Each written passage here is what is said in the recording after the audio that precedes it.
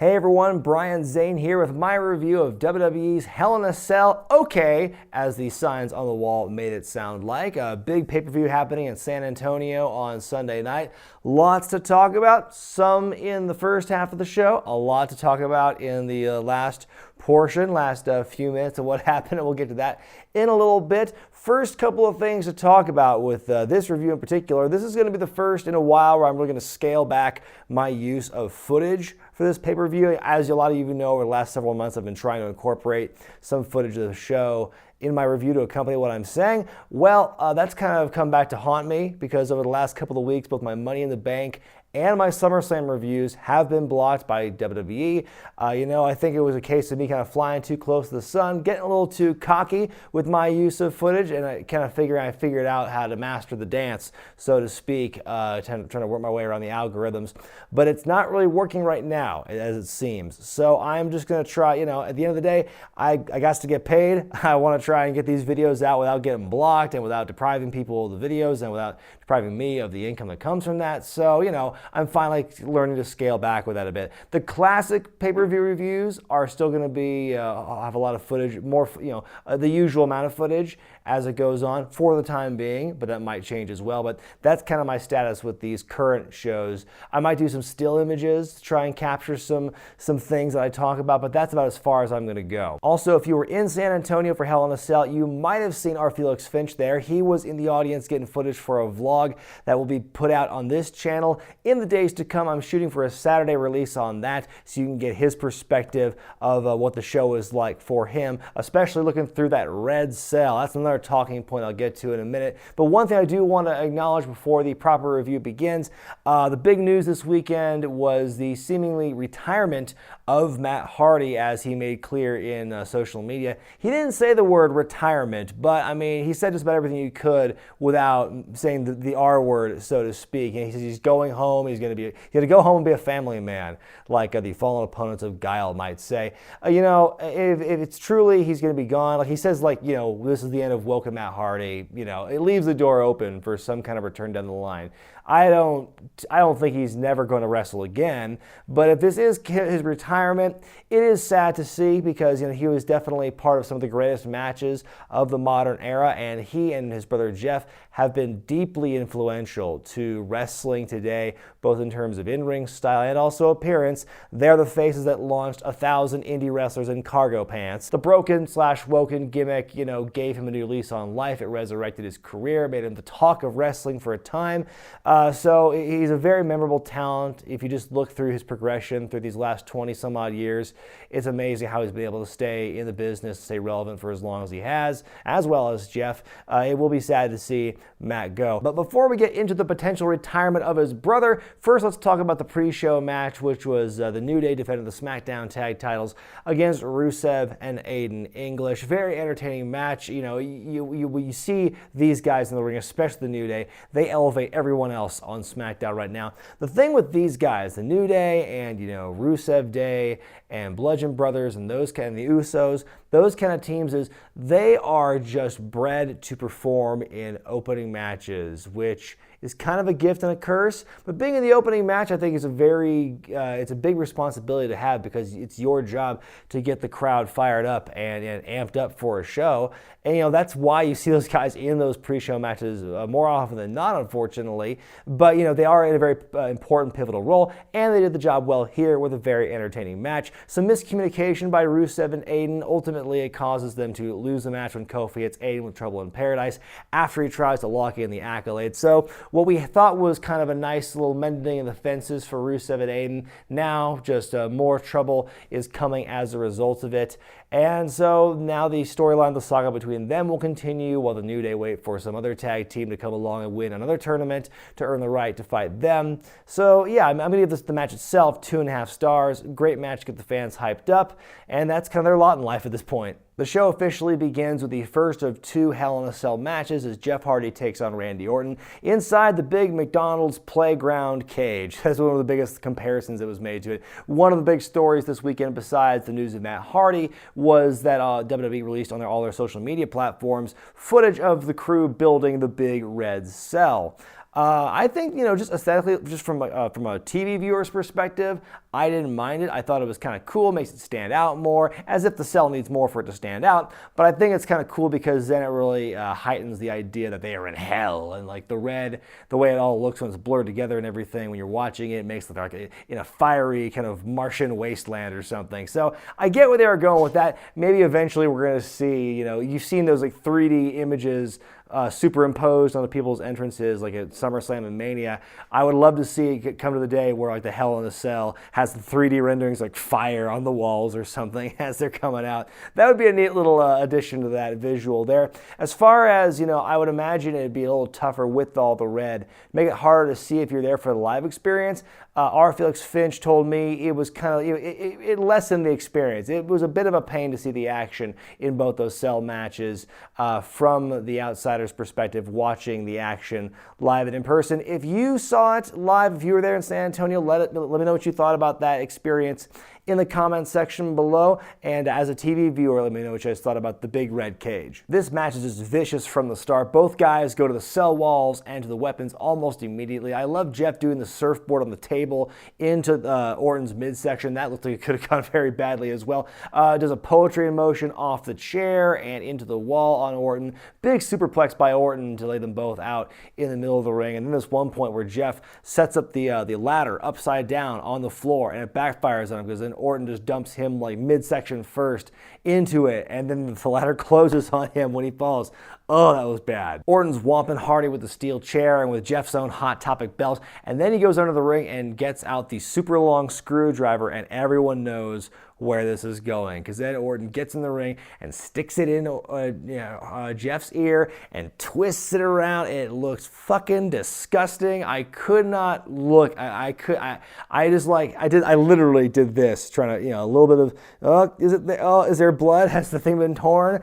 Oh God, it was so hard to watch. I can't imagine what that must have felt like if you're Jeff Hardy. He does low blow out of it to free himself from that torture though. Jeff then hits Orton with his Hot Topic belt, and now Orton is bleeding from the metal studs in the back. That was a really cool visual there. Swanton onto Orton with the chair in the middle, and you can see that Orton's got like a chunk of his leg taken out, like one of the chair legs like dug into him upon impact from the Swanton, and he's got like a skin torn, is bleeding. Oh God, like what is going on? I feel like I'm getting nauseous just thinking about this match, much less watching it. This is just like a level of violence that's like, man, it's kind of a shock to your system if you've just watched WWE for the most part, because they're kind of sanitized and everything. But to watch a match like this, just like, ugh. The match ends when Jeff constructs like an elaborate setup with ladders and a table, and he puts Orton on the table, and he climbs the top ladder, climbs and hangs off the roof of the cell. I swear I've seen one or two indie spots begin this way and not end very well. This one ended probably as well as you would want to hope for, because Jeff drops down, Orton gets out of the way, and Jeff just splats through the table, and a referee Bonsai Bruce says, oh, we gotta raise the cell, bring the EMTs out there, but Orton insists on getting the pin and the win before the EMTs can help him, which is just great heel stuff. God, this match was like heel 101, seeing the stuff that like Orton was doing. Actually, it's more like graduate level heel stuff, because the stuff Orton was doing in this match was really kind of off the page. I give this one 3.5 stars.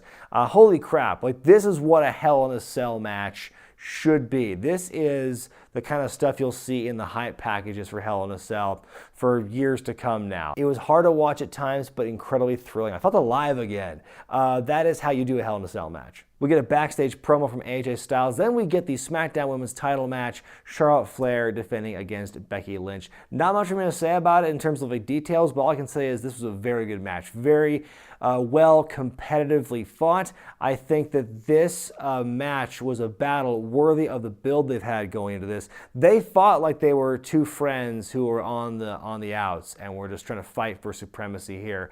More so, I think, than a match we'll see a bit later, and I'll talk about that when we get to it. But this is a great stuff. Great back and forth. Really exciting ending sequence. Becky catches the spear and turns it into a roll-up. Very creative finish. And of course, the big news is Becky Lynch is finally once again SmackDown Women's Champion. The crowd is nuclear for this. If you thought they enjoyed when she finally beat up Charlotte after SummerSlam, after their match, This was that, but just elevated even more so. They loved this finish here. And then you've got Becky rubbing it in Charlotte's face, doesn't want to shake her hand. She says, this is my moment, walks off. More cheering for Becky. Charlotte looks very sad. That's the whole bit. I'm going to give this one 3 stars. I love this match. Like I said, a battle worthy of the build. I think Becky as champion, again, is long overdue. And now that she's doing it as a heel, theoretically, instead of a babyface like last time, this could allow for very interesting opportunities. That's assuming they can keep the belt on her past Evolution and whatnot. And like I said in my predictions video on Patreon, the real test comes where after Becky turns heel and has her feud with Charlotte, no matter when it ends, the big test is going to come with her next opponent after Charlotte. Because since so much of her heel turn is predicated on that friendship with Charlotte, she has to keep the intensity up and keep her edge with whoever her next opponent's going to be, or it's going to feel really lacking. We get a celebratory backstage promo from the New Day, including Big E doing the splits, so that was impressive, and they pretty much just bust out all of their current tropes going on. They had, the pancakes, the Butler Bootyworth, Kofi as Kramer, whatever his name is, and that was pretty much it. It was what it was. It was pretty entertaining. We then go to the Raw Tag Titles as Dolph and Drew defend against Seth and Dean. There's a lot of us in the wrestling fandom who originally criticized this pairing of Dolph Ziggler and Drew McIntyre after WrestleMania. Some people questioned what the long game of it was and where these two fit as a team. Some people thought it was kind of a demotion or kind of a downgrade for Drew, considering where he was in NXT before he got hurt and where Dolph Ziggler was at his current standing at that point in time. But you can't deny that in the last 6 or 7 months since WrestleMania, that this has just become a very well-booked team. They've been built extremely well, especially in the last several months or so as it pertains to the feud for the IC Championship and now as being tag team champions. I think, both those guys are in a pretty solid spot right now, and they're frequently shown on television, and now they're running alongside Braun Strowman in the main event. Really great stuff for them. I can't be prouder and happier for these guys.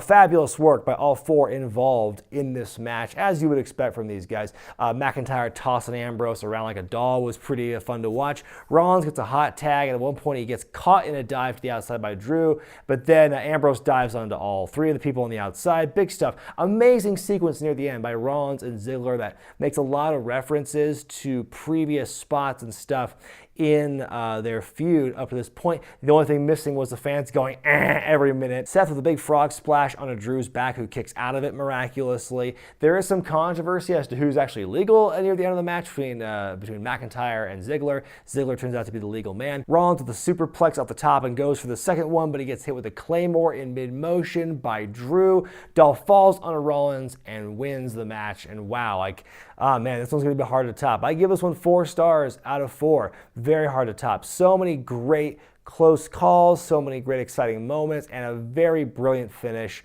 I really enjoyed this match. Probably some of the better tag team action you will see, especially on the main roster, in quite some time. Backstage, Braun Strowman's confronted by Bob Ross. Oh wait, that's actually the special guest referee, Mick Foley, who tells Braun to respect his authority. We then go to the WWE Championship match, AJ Styles defending against Samoa Joe. I love this part in Joe's entrance where the announcers are going, oh my God, he's disgusting. How can he sleep at night for all he's done? And meanwhile, the audience is going, Joe. Lots of hard shots early on. At one point, Joe kicks AJ in midair on the outside for the cutoff. Then Joe dives onto Styles from the inside to the outside, and AJ just ricochets off the damn announce table. It looks pretty scary at first. Some great stuff here. A massive clothesline by Joe busts AJ's mouth open at one point.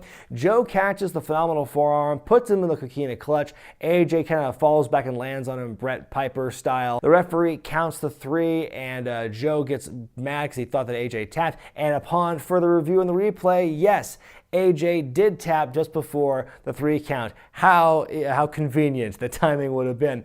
It's another screwy finish for AJ Styles. He's been involved in a lot of matches over the last couple of years with some weird thing happening in a finish and that makes the feud prolong a bit, and this is just another one of those. Like SummerSlam had the DQ finish. This one is AJ winning under very hokey circumstances, and Joe has a legitimate gripe, and so at least this sets things up for a third act. That will hopefully be exciting. They did announce that they're going to have a rematch at the Australia show in a couple of weeks.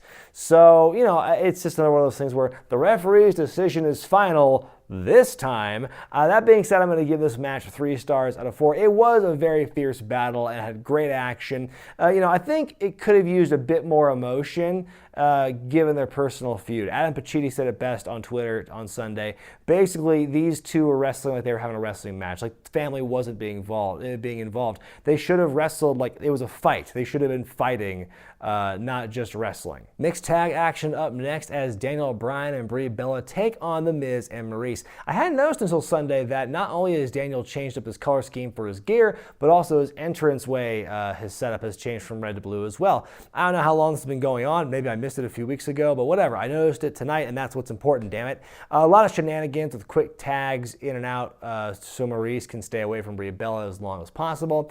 This match is definitely a different pace and a different kind of story being told than what we've seen in the previous matches up to this point, but that's okay. Daniel does a flying headbutt off the top at one point and misses. For a guy who was out of action for years with concussions, I think flying headbutts are one of those last things you would want to be doing.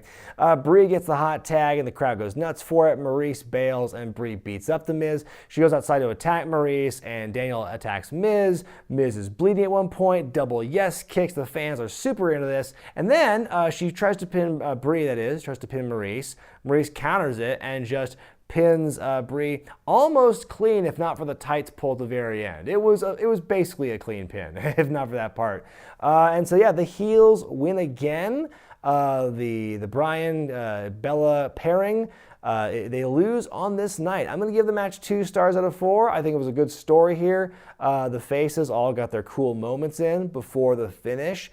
And of course, yes, this is going to look great on their reality shows. And I know that everyone's going to complain about that, but whatever. This is still, as a match, I thought it was very entertaining. Not the best of the night by any means. I thought it worked, and it's still going in a direction that I am still interested in, because there's no way this can end on this match here. Raw Women's title match as Ronda Rousey, who's accompanied by Natalya, takes on Alexa Bliss, who's with Mickie James and Alicia Fox, who must have just gotten 100% completion or something, because that outfit she had on Sunday was just amazing. That was fire emoji. Mickie and Alicia keep helping Alexa out, and Natalya takes forever to finally chip in on the other side and try and get involved as well to even the odds. Alexa is working the ribs the whole match. This basically is just a long, protracted version of what happened. Well, it's basically the SummerSlam match with a story. The SummerSlam match with ebbs and flows and everything, because this actually had moves and a story and everything. At one point, Bliss does the grr face to taunt Ronda, and she just wakes up and does the grr face right back. She makes a big comeback. She puts the armbar on Alexa at the end. Rousey retains the title. The ribs, the pain for the ribs is coming and going. I did like that as the match went on, the ribs were becoming more of an issue. It was preventing Ronda from really connecting with a lot of her moves, but she was able to kind of come through in the clutch near the end. I give it 1.5 stars. Certainly more of a match than SummerSlam, obviously. Ronda's most drawn-out singles match since hers with Alicia Fox. I think this is a better match than with Alicia Fox on Raw several weeks ago. I think that Ronda's already coming into her own very well, but this match I don't think was at the emotional or storytelling level that some of the other matches tonight have had. So, it was just a little flat. I think they could have probably cut 2 or 3 minutes off that match. I think it would have been stronger. Main event time, Universal Championship decided in a Hell in a Cell match as Roman Reigns defends against Braun Strowman with Mick Foley as the special guest referee. Very hard-hitting stuff from the get-go, though I will say if you're looking for a match anywhere near the level of, Hardy, Orton from earlier, you will not find it here because these two guys wrestle a very different kind of match. At one point, Strowman hits a chokeslam on Roman, and Foley does pretty much count 3 on that one, and Roman doesn't kick out in time. It was a pretty close call. I think in a flash judgment, I almost would have just they train referees a lot to just count as if it's a shoot. And if your hand goes down for the 3 and the wrestler hasn't kicked out yet, you just ring the bell and you deal with the consequences later, especially if that wasn't the finish you were going for. That would have been pretty catastrophic to what the finish ended up being had that actually happened, but it's one of those judgment calls. What are you going to do? At one point, Foley also tells Roman Strowman. Table's good. Table's good. Strowman sets a table up in the corner of the ring. Roman spears him through it, and the two of them just lay dead for about 10 minutes while the rest of the shit goes on in this matchup. Because then out come Dolph and Drew, they show up. Then Dean and Seth show up. There's a whole big brawl while Roman and Braun are still laid out from this table spot.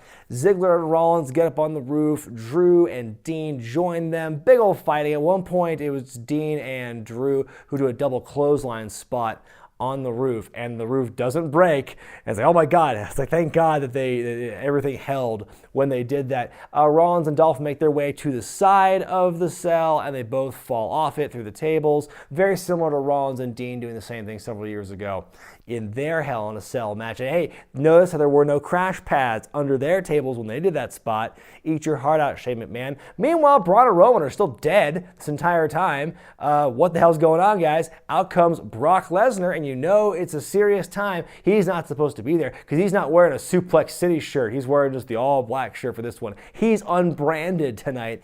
What a shock, though, because, God, everyone on the internet said he was gone forever. And so he comes back in, he breaks through to the cell, he kicks the door in and then him and Mace's Foley for some reason. So then Brock beats up both Strowman and Roman, hits them both with F5s. He walks out, a new referee comes in, calls the match off. It's a no contest, no disqualification match known as the Hell in the Cell. What the fuck is going on? Considering the very first Hell in a Cell match in 1997 ended with a guy breaking into the cell and causing all this chaos, and the match still went on, it does seem to ring a bit hollow, and it is a very disappointing kind of almost they had a gun to their heads kind of finish, where it's like, whoa, let's give it a DQ, let's throw the match out for reasons, because the guy breaks in. Also, it points to Brock Lesnar for after he kicks the door and it's leaning up against the ring, he just climbs up the door to get in the ring. That was a pretty savvy move. But anyway, the fact that Braun and Roman were out for so long, when you consider what these two have put each other through in the last couple of years, Braun Strowman has survived a trash compactor. Roman Reigns has kicked out of 5 F5s. So what the hell are they doing? Is both laid out from this one table spot and they're dead again after the F5s? Come on, that's just, it's silly to me that that's how they would end it. Like, look, I get it on the level of it protects both Roman and Strowman insofar as that neither of them have to lose the match. But the fact they were just dead for so long to allow this wild shit happening on the outside with the other 4 dudes before Brock came in, I thought that was almost unnecessary. I'm going to refer to something R. Felix Finch says in his review of this show. Go to his channel up in this corner. You'll see the Frisco Flame channel, and he's got his in-the-car review of Hell in a Cell from his perspective, being in the crowd. Please check that out. But he says something that, a much better way to end this would have been after Lesnar beats up both Roman and Strowman. Just have Lesnar, put Strowman on top of Roman, or other way around because he wants a piece of Roman or something. Some kind of finish like that where, then the match ends and they're both protected in the fact that Lesnar beat them both up. So really, who beat who?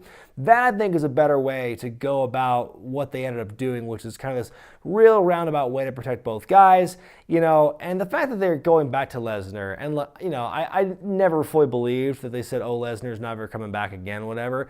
For them to come back so soon, that was a little disappointing. They can't move forward until they move forward. And as long as they keep bringing Lesnar back and trying to drum up this thing with him and Roman, they're just not moving forward. I'm giving this match 1.5 stars out of 4. It would have been higher if not for the super screwy lame-ass finish. Not near the same level of violence as what we saw with Hardy and Orton earlier, but it was still hard-hitting nonetheless. Oddly enough, and I will give credit where it's due, Hardy and Orton was the match I was kind of looking forward to almost the least out of everything on this card, and they just woke my ass up. That was just a great match, and I thought it was going to be a bore, and it certainly wasn't. This match, not as exciting, and then the finish was just meh. It was the finish was ugly for different reasons. My final grade for Hell in a Cell 2018 is going to be a B- grade. Honestly, for all the shit you can talk about the main event, I cannot take anything away from the first half of this show. I think it was probably one of the better just chunks of time on a pay-per-view I've seen on the main roster all year long. I mean, just from the beginning, Hardy and Orton, and then Charlotte and Becky was a great match. The Raw Tag Team title match is probably the match of the night, if you don't include the shock value of what you saw in Hardy and Orton. And Styles and Joe was a great match as well, even though we saw another AJ Styles wonky finish. The two problems I had with this show, above all else, was the finish of the main event and just the stacking of the show, the ordering of it. It's a marathon, not a sprint. And WWE, as of late, has had this real issue where they have all these front-loaded pay-per-views where the first few matches are, wow, my God, it's amazing. Look at all these workhorses busting their ass. And then you've got like the second half of the show, which is just, it just doesn't add up, it doesn't stack up. Now, whether that's a fan fatigue thing or, it's an objective looking at like the quality of the guys who are in the ring from the beginning of the show to the end of the show, maybe it's a combination of the two.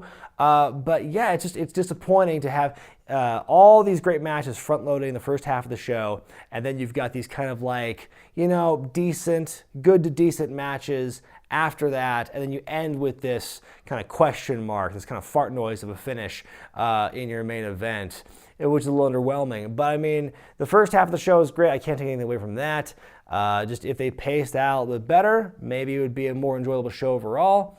But yeah, I mean, it's still one of the stronger shows of the year if you look at the sum of its parts, in my opinion. What did you guys think of Hell in a Cell 2018? Let me know in the comment section below and give it a letter grade in the gimmick in the upper right hand corner of your screen. Be sure to thumbs up this video if you like it, subscribe to Wrestling with Regret, buy the t-shirts at ProWrestlingTees.com, and check out Patreon.com/WrestlingWithRegret for exclusive perks and bonus content.